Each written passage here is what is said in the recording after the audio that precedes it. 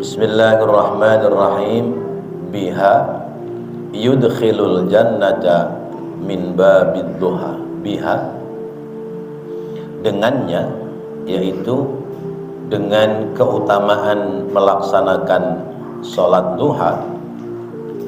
Poin yang kelima adalah orang yang sudah istiqomah melaksanakan sholat sunnah duha, yudkhilu, dia akan dimasukkan al-jannata, ke dalam surga, min babid duha, dari pintu surga namanya duha. Rawa at-Tabrani, meriwayatkan hadis Imam Tabrani, anin nabiyyi, dari nabi kita Muhammad sallallahu alaihi wasallam, annahu qala, bahwasanya nabi bersabda, inna fil jannati baban, sesungguhnya di surga itu terdapat pintu. Ada beberapa pintu surga, salah satunya yuqalu, dikatakan lahu, padanya, ad-duha, yaitu pintu duha, namanya babud duha. Fa idza kana, maka apabila ada yaumul qiyamati, hari kiamat, nada, akan memanggil, nada, memanggil, munadin, sang pemanggil, ainal ladzina kanu yudimuna salatat duha. Aina, di mana, alladzina, orang-orang, kanu, adalah mereka, yudimuna, yang sudah membiasakan, yang mendawamkan sholat duha, pada sholat duha. Ada, ini babukum, pintu kalian, fadkhuluhu, maka masuklah kamu ke dalam pintu itu, birahmatillahi ta'ala, dengan sebab rahmatnya Allah ta'ala. Bapak dan Ibu yang dirahmati Allah, masih bahasan tentang keutamaan sholat duha. Sholat ini sesuai dengan namanya, ya, duha. Duha itu pagi, ya, atau sobah, ya. Kalau sobah, subuh, ya. Kalau duha, duha, ya, duha itu terang, ya. Jadi waktu subuh sudah lewat, ya, waktu isyraq sudah lewat, maka waktu berikutnya adalah duha, waktu terang. Waktu ini dikira-kirakan adalah dari 2 jam sesudah adzan subuh sampai saat menjelang masuk waktu zuhur. Jadi waktunya lama apa sebentar? Lama, ya. Sebut saja sekarang subuh jam 4:05, 2 jam kemudian adalah jam 6:05. Jam 6:05 sudah boleh melaksanakan sholat sunnah duha. Kalau 5:30 berarti baru isyraq, matahari keluar tapi masih bentuk bulat telur, ya. Seperti bulat telur kuning, telur asin, ya. Kuning, kuning, bulat kuningnya telur asin, sampai pecah, warna sehingga kemudian menjadi terang, maka disitulah mulai masuk waktu duha. Jam 6:05 sekarang ini sudah bisa kita sholat duha. Zuhur jam berapa? Ya, sekarang 12 kurang, ya, 17 menit atau kurang 20 menit, ya. Berarti dari jam 6:05 sampai jam 11:30 menit atau 40 menit. Berapa jam itu? Ya, 5 jam lebih.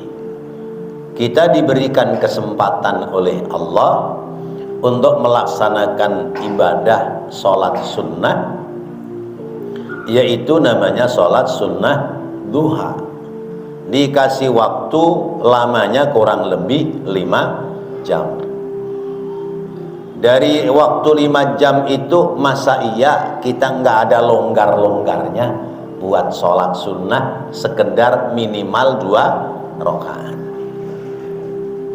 Sekedar minimal 2 rakaat. Syukur-syukur bisa 4 rakaat, apalagi 6 rakaat atau 8 rakaat dan seterusnya. Maka ada keistimewaan ya, bagi kita yang sudah istiqomah dalam melaksanakan sholat sunnah duha, karena orang yang sudah istiqomah sholat sunnah duha dikasih kunci khusus ya, dikasih kunci khusus pintu masuk ke dalam surga. Kayak orang-orang yang sewa hotel. Orang-orang yang sewa hotel itu pasti dikasih kunci khusus, sehingga mau kapan saja masuk hotel, itu hotel sudah ready, sudah siap. Kemudian kunci itu yang pegang kita, orang yang sudah sholat duha dengan istiqomah, maka berarti bisa dipastikan orang yang sudah istiqomah sholat duha akan masuk surga. Loh, kalau begitu nggak usah sholat lain dong, sholat duha aja. Logikanya tidak seperti itu. Logika kita, kalau orang sudah mampu menyempatkan waktu untuk sholat sunnah duha, bisa dipastikan dia tidak meninggalkan sholat 5 waktu. Nggak mungkin sholat duha dikerjakan 5 waktunya tidak dikerjakan. Sebab 5 waktu itu fardu, sementara duha adalah sunnah. Tidak mungkin orang meninggalkan pekerjaan yang wajib hanya mengejar pekerjaan yang sunnah. Tidak mungkin orang meninggalkan pekerjaan rutinitas di kantornya hanya sekedar mencari obyekan lahir dari luar kantor ya. Obyekannya misalnya akan dapat untung 2 juta, sementara kerjanya di kantor gajinya 10 juta. Kalaupun dia ngobyek, dia tidak akan meninggalkan kerjaan kantor bagaimanapun caranya. Oh, obyekannya jam luar kerja, sehingga obyekan itu sebagai tambahan dari gaji kantor yang dia peroleh. Maka hanya orang-orang bodoh yang kerjaan kantor gajinya 10 juta dia tinggalkan hanya ingin dapat keuntungan sebesar 2 juta. 10 jutanya hilang, hanya dapat 2 juta. Begitu pula kita dalam hal melaksanakan ibadah sholat sunnah duha. Maka orang yang sudah melaksanakan sholat sunnah duha bisa dipastikan tidak meninggalkan sholat wajib yang 5 waktu. Nah, Bapak Ibu hadirin hadirat rahimakumullah, apa keistimewaan orang melaksanakan sholat sunnah duha? Bahwa dia dikasih kunci khusus untuk masuk ke dalam surga, namanya kunci pintu rahasia. Pintu rahasianya di situ, di atasnya ada tulisan babud duha.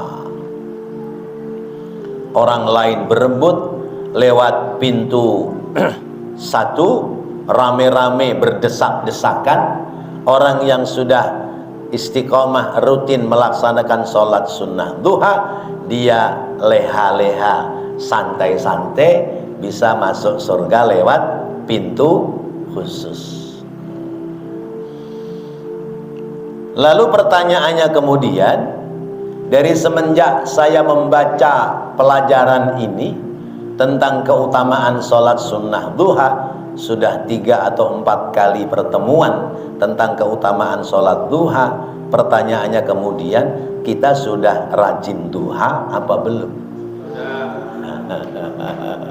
Alhamdulillah. Kalau kita sudah rajin duha, pertanda bahwa hati kita yang lembut, ya, ketetesan embun ilmu, maka menjadi tumbuhnya hati yang lembut karena ketetesan air ilmu, maka menjadi amal ibadah. Ini pelajaran tidak sekedar pelajaran sebagaimana anak sekolah, yang penting bisa, ya, yang penting mengerti. Tapi ini pelajaran, di samping sudah bisa dan mengerti, kemudian harus dijadikan amalan kita. Boleh jadi orang percaya tidak percaya. Masa iya, ya, orang bawa kunci sendiri buat masuk ke surga?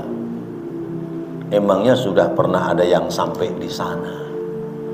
Selama dunia ini masih digelar oleh Allah, belum ada orang yang masuk ke dalam surga. Selama alam fana ini masih ada, maka belum ada makhluknya Allah yang masuk ke dalam surga. Sebab surga itu dirahasiakan oleh Allah kenikmatan-kenikmatannya. Kenikmatan-kenikmatan surga banyak yang dirahasiakan oleh Allah Subhanahu wa ta'ala. Bisa dibayangkan Bapak Ibu sekalian, bangunan-bangunan rumah surga itu batunya pakai emas, batu bata yang disusun itu pakai emas dan perak. Kemudian semen adukannya pakai minyak misik. Semen adukan yang buat nempelin batu-batu adalah terbuat dari minyak misik. Kemudian kerikil-kerikil kecilnya itu terbuat dari butiran-butiran minyak za'faron. Pohonannya rindang, tempatnya tidak ada yang kotor, seluruhnya dalam keadaan bersih. Enggak kayak di dunia. Di dunia kita yang bersih dalam rumah kita doang, keluar rumah kita kudu pakai sandal. Besok di surga tidak butuh orang pakai sandal. Kenapa? Karena tempatnya semuanya bersih.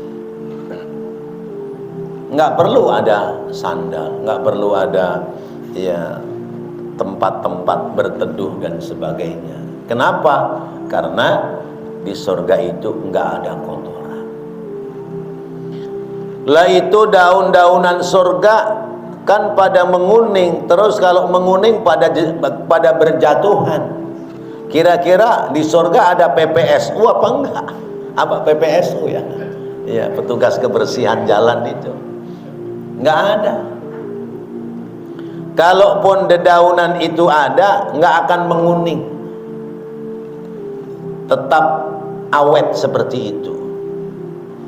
Kalaupun ada 1-2 yang jatuh, maka dia akan terbang entah kemana, tidak seorang pun tahu itu sembunyinya kotoran daun yang jatuh, seluruhnya bersih.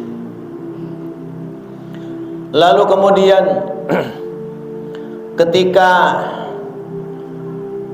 orang itu butuh makanan, buahan misalnya, maka satu pohon itu tumbuh beberapa macam buah.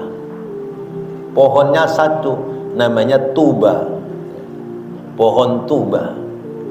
Buahnya segala macam buahan ada, jeruk di situ ada, apel ada, anggur ada, pendeknya semua ada. Belum tumbuhan yang namanya sakho, ya. Tuba keberuntungan, sakho kedermawanan, ya. Maka kata Rasulullah, sesungguhnya di surga itu ada pohon namanya sakho, cabangnya menjuntai ke bumi. Maka siapa yang di bumi dia sakho, dia dermawan, maka dia akan memetik buah sakho besok yang ada di dalam surga. Jadi dermawan itu perbuatan yang luar biasa. Ada 5 tawanan perang dari orang kafir zaman Rasulullah. Rasulullah sudah memerintahkan untuk kalau tidak masuk Islam membayar jizyah, membayar pajak. Kalau nggak mau membayar pajak maka dibunuh. Lalu datang malaikat, ya Rasulullah, yang dibunuh yang 4 saja, yang 1 jangan dibunuh. Kemudian Rasulullah mengumumkan, yang 4 yang dibunuh, yang 1 jangan. Yang mana ya Rasulullah? Yang ini. Lalu para sahabat nanya, ya Rasulullah, kenapa disisakan dan dipilih yang ini? Kata malaikat Jibril, yang ini orangnya dermawan. Karena itu kedermawanan dia Allah berikan jaminan sehingga dia tidak ikut mati dibunuh. Orang dermawan begitu, ya, orang dermawan itu ada keistimewaan tersendiri di sisi Allah. Pernah saya riwayatkan, ya, ada seorang majusi namanya Bahrum, ya. Bahrum ini majusi kaya, dia punya anak perempuan 1 cantik, satu-satunya anak perempuan cantik. Dia ini anak perempuannya dilamar orang nggak dikasih, sayang-sayang dikasih orang, dia kawinin sendiri, Pak. Ya. Dia bikin pesta 7 hari 7 malam, yang namanya orang majusi non muslim, ya. Tapi sekali waktu ada ulama yang bermimpi berjumpa dengan Rasulullah, diperintahkan untuk menyampaikan salam kepada Bahrum. Lalu ulama ini mendatangi Bahrum, lalu nanya, Bahrum, saya ingin tahu kamu itu punya keistimewaan apa? Oh, keistimewaan saya banyak, ya. Saya orang paling kaya di negeri ini. Saya orang yang paling istimewa karena satu-satunya yang mengawini anaknya adalah saya. Nggak ada orang lain yang mengawini anaknya. Saya orang istimewa. Kenapa? Karena pengikut saya banyak. Orang kaya kan begitu, orang kaya pengikutnya banyak, ya. Sono sini manggilnya bos. Gitu. Iya, udah miskin aja ditinggal. Kata ulama ini, bukan itu. Ya. Terus apa? Oh, waktu saya ngawinin anak saya, itu saya bikin pesta 7 hari 7 malam. Pesta luar biasa. Bukan, kata ulama itu, bukan. Terus apa coba dah kamu pikirkan? Apa kira-kira yang aneh-aneh yang pernah kamu perbuat? Oh iya, di saat saya mengawini anak saya bikin pesta. Ada saya punya tetangga, dia itu muslim, ya. artinya beriman kepada Allah, karena ini riwayat sebelum Islam. Perempuan janda, anaknya 5, dalam keadaan miskin, keadaan susah, mukanya kusut kucel. Dia datang ke rumah malam hari membawa lampu sentir, ya, lampu teplok, minta api. Begitu sudah dinyalakan itu lampunya, sampai keluar beberapa langkah, balik lagi minta api lagi, karena lampunya mati. Terus seperti itu bolak-balik, sehingga saya curiga, ini perempuan ngapain gitu. Ini perempuan ngapain. Akhirnya ini perempuan pulang, ya, diikuti oleh Bahrum bukan Bahrun, ya. Lalu kemudian ketika itu perempuan buka pintu, mengendap-endap dia Bahrum, ya, apa yang terjadi? Ternyata anaknya pada nangis kelaparan. Sementara di dalam panci, di atas tungku diisi batu, direbus. Anaknya ngomong, "Ma, lapar ma, pingin makan."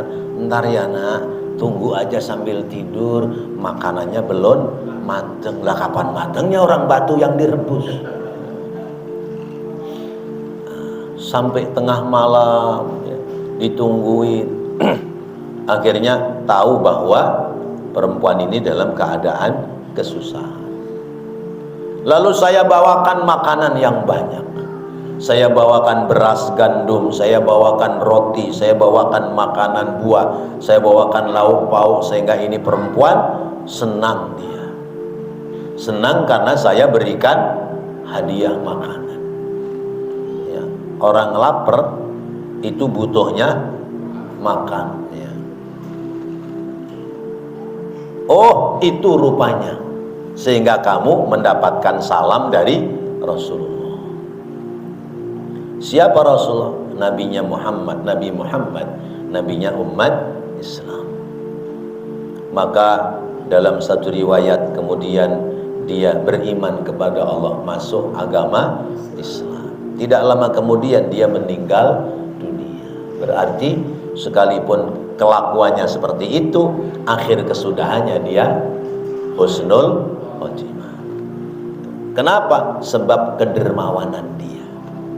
Sebab kedermawanan. Nah, Bapak dan Ibu yang dirahmati Allah, kita mau dermawan lewat harta tidak bisa karena keterbatasan kita, maka kita berbuat dermawan lewat pekerjaan sholat sunnah duha. Orang-orang yang biasa sholat sunnah duha, besok di hari kiamat ketika orang dikumpulkan, ada orang memanggil-manggil, "Ainal ladzina kanu yudimuna sholatal duha?" Orang-orang di mana dulu kalian biasa sholat duha waktu di dunia? Ya. Saya. Lah kamu siapa? Saya jamaah Masjid At-Taqwa, Gang Amal 1, Jalan Sulaiman. Lah siapa lagi? Ayo kumpul. Sesudah kumpul dikasih kunci, ya. Hadza babukum, ini pintumu untuk masuk ke dalam surga. Masya Allah. Kira-kira seneng nggak Pak? Ya. Dikasih kunci khusus untuk masuk surga. Di dunia aja urusan dikasih kunci seneng, ya. Anak kerja sukses, usaha lancar, ya, bapaknya kalau kerja naik sepeda, ya, pulang-pulang anaknya bawa kunci, "Pak, ini kunci motor buat bapak, ya, biar kerjanya nggak naik sepeda." Kata bapaknya, "Kunci doang, mana motornya?" "No, di depan." Allah, bangga kita, seneng, ya, karena ada anak yang punya perhatian seperti itu. Ya Allah, apalagi yang diberikan adalah kunci pintu surga. Sebab tidak ada kenikmatan yang lain yang bisa diperoleh orang hidup di negeri akhirat kecuali adalah kenikmatan bisa masuk ke dalam surganya Allah Subhanahu wa taala. Fadkhuluhu birahmatillah, masuklah kamu ke dalam surga sebab telah memperoleh kasih sayang Allah. Maka kesimpulannya, orang yang sudah mendawamkan sholat sunnah duha, dia akan memperoleh rahmat Allah, memperoleh kasih sayang Allah. Saya tanya Bapak Ibu, kira-kira kalau sholat duha 2 rakaat, ya, sebut saja wadduha wal laili idza saja sama qul ya ayyuhal kafirun, 2 rakaat itu kira-kira berapa menit? Ya, sebut 5 menit dah ya, 5 menit. Tapi rutin setiap hari kita mendawamkan, mengistiqomahkan sholat sunnah duha, bayarannya adalah dapat perumahan gratis, yaitu surganya Allah Subhanahu wa ta'ala. Kalau begitu, mau ditinggalkan apa dikerjakan? Alhamdulillah. Berjanjilah kepada Allah, jangan janji sama saya, karena saya tidak bisa nginceng Bapak Ibu sekalian, saya nggak bisa ngawasi Bapak Ibu ya. Janjilah kepada Allah, bismillah, saya mulai saat ini kecuali ada uzur syara, saya tidak akan meninggalkan sholat sunnah duha. Sadisan, yang keenam, biha yakfillahu ta'ala al-abda ma ahammahu fi dhalikal yawmi wa yadkhulu fi dhamanillahi ta'ala. Faidah salat duha yang ke-6, yakfillahu ta'ala al-abda, Allah ta'ala akan memberikan kecukupan kepada seorang hamba, yaitu hambanya, ma apa-apa ahammahu yang diperlukan olehnya, fi dzalikal yaumi, pada hari itu. Orang yang melaksanakan sholat duha, Allah akan cukupkan apa yang menjadi kebutuhan dia pada hari itu. Wa yadkhulu, dan dia masuk fi dhamanillahi ta'ala, dalam tanggung jawab Allah. Rawat Tirmidzi, meriwayatkan hadis Imam Tirmidzi, an Abi Dardai, dari sahabat Abu Darda, wa Abi Dzarrin, dan dari sahabat Abu Dzar Al-Ghifari radhiyallahu anhuma, semoga Allah ridho kepada keduanya.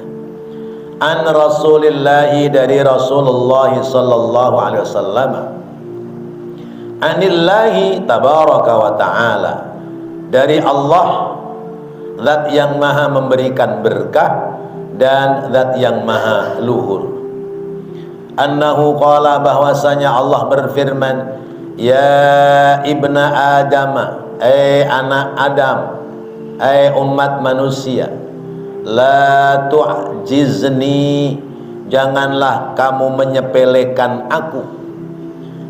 Anak Adam, janganlah kamu membuat sepele kepadaku, min arba'i raka'atin, dari 4 rakaat salat sunnah duha, min awwalin nahari, semenjak permulaan waktu siang. Akfika, ada yang di redaksi lain ukfika. Ukfika, aku akan memberikan kecukupan kepadamu, akhirahu, sampai akhir kehidupan. Bapak dan Ibu yang dirahmati Allah, keutamaan orang melaksanakan sholat sunnah duha, apa yang menjadi kesulitan, apa yang menjadi keperluan dalam hidupnya, ya, hari itu pada khususnya akan dicukupkan oleh Allah.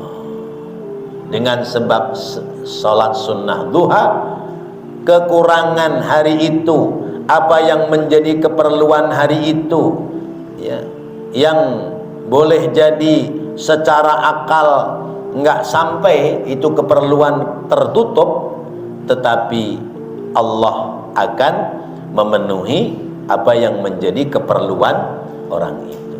Tidak sampai di situ, tapi Allah bertanggung jawab kepadanya. Allah bertanggung jawab kepada orang yang melaksanakan sholat sunnah duha. Bapak Ibu dan hadirin yang dirahmati Allah, hadisnya namanya hadis qudsi. Hadis qudsi itu dari Rasulullah, tapi ada kalimat Allah berfirman. Yaqulullahu tabaraka wa ta'ala, Allah Ta'ala berfirman, ya. Nah, ini namanya hadis qudsi. Apa yang difirmankan oleh Allah? Anak Adam, manusia, ya, kamu jangan menganggap sepele kepadaku kalau kamu sudah melakukan 4 rakaat, yaitu 4 rakaat sholat sunnah duha. Jangan menyepelekan aku. Kenapa? Sebab dengan sebab, ya. Sebab dengan sebab. Bagaimana nih sebab dengan sebab? Karena dengan sebab kamu telah melaksanakan 4 rakaat sholat duha, maka aku akan memberikan kecukupan kepadamu akhirahu, sampai akhirnya, ya. Makna yang pertama, sampai akhirnya itu terhitung dia melaksanakan sholat sunnah duha, ya akhirnya sampai dia tidur, ya. Hari itu dari semenjak dia sholat duha sampai dia tidur, Allah berikan kecukupan. Kalau sholat duhanya setiap hari, berarti ukfika akhirahu, aku akan memberikan kecukupan kepadamu sampai akhir perjalanan hidupmu. Masya Allah. Maka orang-orang kita sering menyebut sholat duha itu sholat untuk minta rizki. Doanya aja maksa, iya. Allahumma in kana rizki fis samai fa anzilhu, wa in kana fil ardi fa akhrijhu, wa in kana haraman fa tahhirhu, wa in kana ba'idan fa qarribhu, wa in kana mu'assaran fa yassirhu. Bayangkan, ya Allah, kalau rezekiku di langit turunin segera ya Allah. Kan namanya maksa. Ya Allah, kalau rezekiku di bumi keluarin ya Allah. Ya Allah, kalau rezekiku sulit gampangin ya Allah. Kalau rezekiku jauh deketin ya Allah, ya. Kalau rezekiku kurang tambahin ya Allah. Bihaqqi duhaika wa bahaika wa jamalika, dan seterusnya sampai selesai. Itu awal-awal kita baca doa sesudah sholat duha.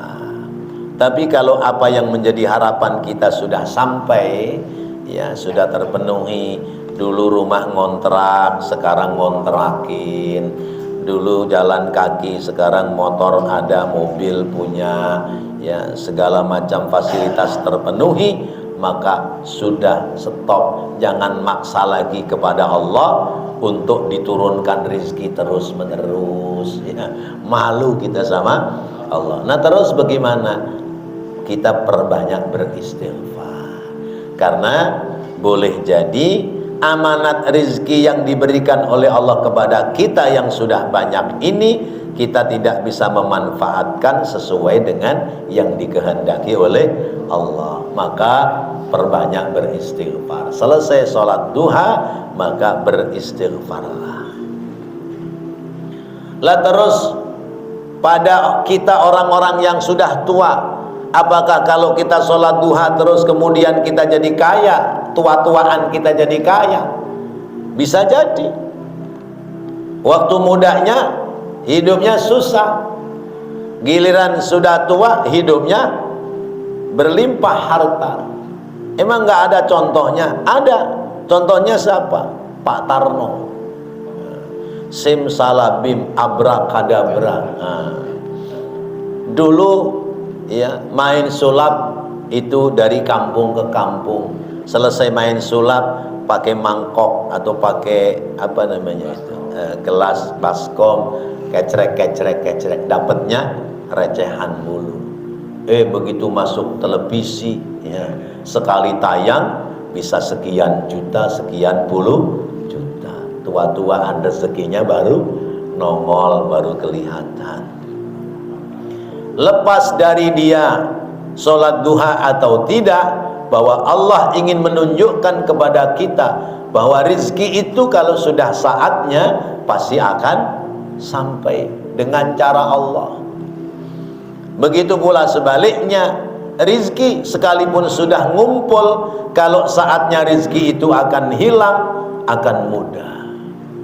Dengan cara siapa? Cara Allah. Sebab dia tidak pandai bersyukur, dilalahnya musibah, kebakaran rumahnya. Kok di rumah sempit padat, yang terbakar cuma rumah dia doang, ke pelapon sebelahnya aja enggak. Nah itulah cara-cara Allah kalau mau mengurangi rizki kita. Maka bagaimana supaya keberkahan itu diperoleh? Maka kita harus istiqomah melaksanakan sholat sunnah duha. Warawal Imamu Ahmad anin Nabi sallallahu alaihi wasallam qala annahu qala, Imam Ahmad meriwayatkan dari Nabi kita Muhammad sallallahu alaihi wasallam bersabda, qala Allah azza wa jalla, Allah azza wa jalla berfirman, ya ibna Adam sholli li arba'a raka'atin min awwalin nahari akfika akhirahu. Anak Adam, umat manusia, salatlah untukku 4 rakaat di permulaan waktu siang. Nanti aku akan cukupkan untukmu akhirahu, sampai akhir perjalanan hari itu. Ya. Kita pagi sholat duha, maka diberikan jaminan oleh Allah, diberikan kecukupan oleh Allah, sampai terakhirnya kita tutup mata tidur hari itu, diberikan kecukupan oleh Allah. Nah kalau rutin tiap hari, maka berarti sepanjang waktu hidup kita, apa-apa yang menjadi keperluan kita dicukupi oleh Allah subhanahu wa ta'ala. Baik Bapak Ibu, masih ada waktu sedikit, nah, silahkan.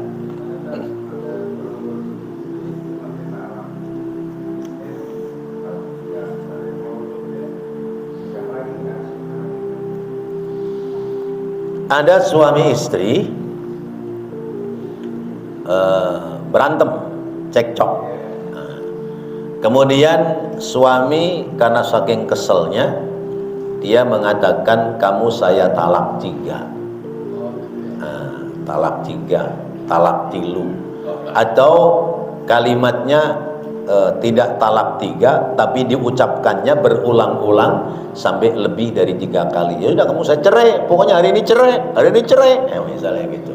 Nah itu talak 3. Terus kemudian itu laki-laki nyesel, ya Allah, ngapa saya ngomong talak 3? Nah, akhirnya dia datang ke guru, ke ustadz. Ustadz, gimana ini ustadz nih? Kata ustadznya, ya udah kalau udah talak 3 ya putus, kecuali talak 1. Talak 1 roja'i itu misalnya cuman mengatakan ya udah lu gue cerai sekali, kemudian dia sadar, lalu kemudian saling memaafkan, rujuk kembali bisa. Kalau talak 1 kemudian pisah melewati 3 bulan 10 hari enggak ketemu lagi, kalau mau rujuk harus ijab qabul akad nikah, karena sudah lewat masa iddah. Kalau talak 3 maka harus dilaksanakan perceraian. Kalau misalnya mau rujuk lagi, maka diperlukan namanya muhallil. Ya. Muhallil itu laki-laki yang bisa menghalalkan kembali atas perceraian suami istri talak 3, namanya muhallil. Jadi perempuan ini dicerai oleh suaminya, nunggu masa iddah 3 bulan 10 hari, lalu kemudian perempuan ini dinikahi oleh laki-laki lain. Perempuan ini dinikahi oleh laki-laki lain. Tunggu sampai diceraikan oleh laki-laki yang menikahi si muhallil ini. Ya. Kalau sudah diceraikan, kemudian perempuan itu nunggu masa iddah 3 bulan 10 hari kemudian, boleh mantan suaminya kemudian menikahi kembali. Itu namanya muhallil, sebab talak 3. Nah, boleh nggak misalnya muhalilnya itu laki-laki sewaan? Ya, misalnya saya mentalak 3 istri. Tahu istri yang mana dah ya, pokoknya mentalak 3 istri. Ya, nyontoin kan, bukan, jangan orang lain kita.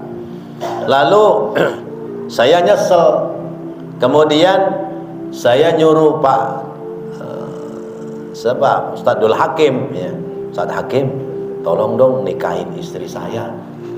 Ini sesudah habis masa iddah ya, tolong nikahin istri saya, tapi jangan diapa-apain ya.